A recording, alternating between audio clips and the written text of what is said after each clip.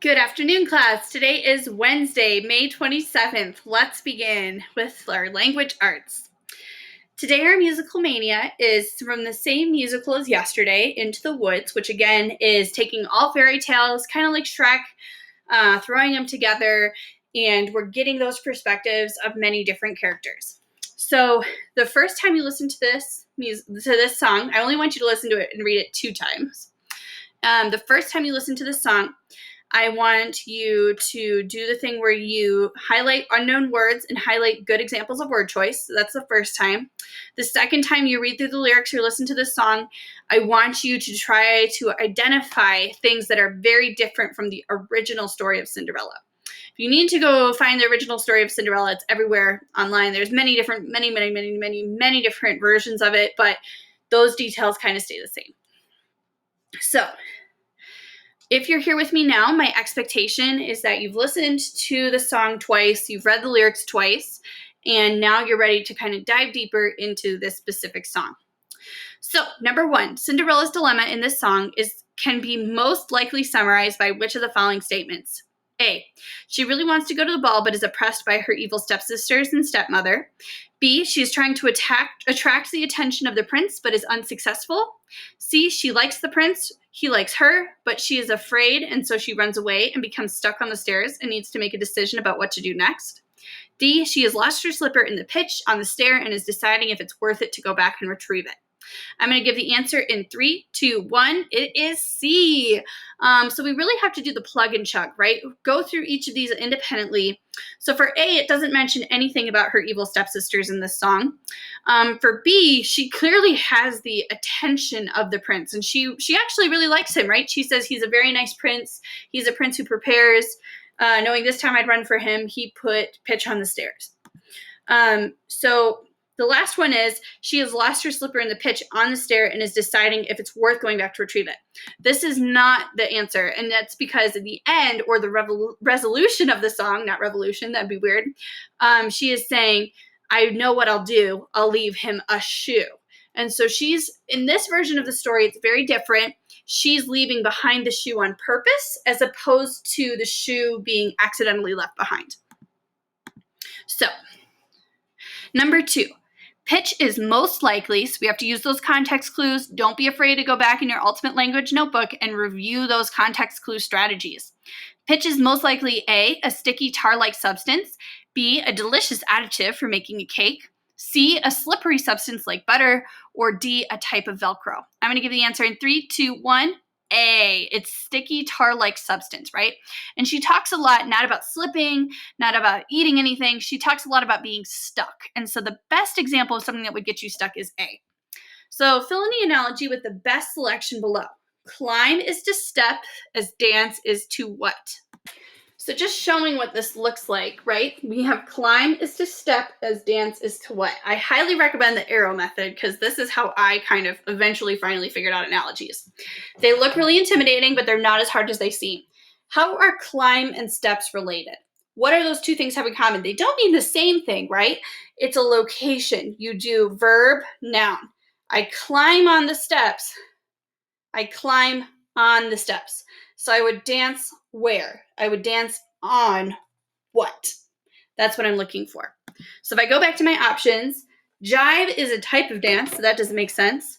Ball, oh, that's a place where I would dance. Shoes, I dance in my shoes, probably not on my shoes. Or prince, hopefully no one is dancing on anyone. So the answer to this one is B, ball. Which of the following is an adjective? Remember, adjective is the sentence stem that we have is I am blank. If whatever is in the question fits in that blank, it is an adjective. I am prince. Makes no sense. Cross that one off. I am envision. Makes no sense. Cross it off. I am wary. That makes sense. That's an adjective. I am collision. That doesn't make sense. So our adjective here, our descriptive word is wary, which means something like worried. Number 5, in the space provided, give your best explanation for why Cinderella might not want to be caught by the prince. What is she afraid of? And this is for you to really dive into the song and write your own answer. This is not done until you've written at least 2 complete sentences. Our chapters that we're reading for Lightland today include Chapter 6, Blue Sparks. Look at the quotes from the book and try to find the best synonym for each underlined word. Remember, synonym means same, so synonyms are two words that mean the same thing. Number 1, they pounded the hyperinflated balls and began to choose teams. It was always exactly the same. What do you think hyperinflated means? Number 2, she couldn't think about that, not now. She would go completely berserk if she thought those awful things all day. She would get Louis back safely. What does berserk mean? Number 3, Lottie lifted her feet and went into a wild spin, the change of the swing unwinding and winding again as the momentum gradually gave out. What does momentum mean? Number 4, the handshake lasted just a fraction of a second longer than necessary, and Mr. Cook invited everyone to come in for a nice glass of lemonade. What does fraction in this sentence mean? Now, I know that we know that fraction means like numerator, denominator, part of a whole, part of a whole, right? But this is not what that fraction means. So what does this specific fraction mean? So now you need to rewrite an excuse note from Lottie, who is pretending to be Louis's mom, explaining why he is absent. Our comprehension questions for today are, what should Lottie tell her father and her teacher about Louis? And what do you think Lottie should do? How would you feel in her shoes having lost your best friend? I would be absolutely devastated. Chapter 7, a new small new friend. Number 1, this was the same man. The distant look in his eyes that Louis remembered had changed into an icy, piercing glare. The somber face now had a cruel sneer plastered across it. What does piercing mean? Number 2, and now he was the Night King, a living nightmare. He prowled at night, terrorizing everyone in Lightland. What does prowled mean? And he is my father, Louis thought with a wave of nausea. What does nausea mean in this sentence? Number 4, the mouse beckoned with its paw, whiskers twitching.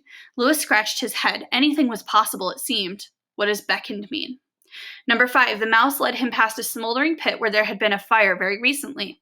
There was a horrible smell billowing out in smoky gusts that were carried on the wind. What does smoldering mean? Great word. I love that word. Number 6, the vegetation around them was sparse and scruffy. And just beyond the random clumps of bushes, Louis saw images. What does vegetation mean? So now you need to visualize the Night King's lair based on the author's description and draw a picture in the box below. This is a great comprehension strategy, one we use all the time in Musicalmania. How do you think Louis feels seeing his father for the first time in so long? We're using our perspective strategy, taking ourselves and trying to put ourselves in the shoes of a character.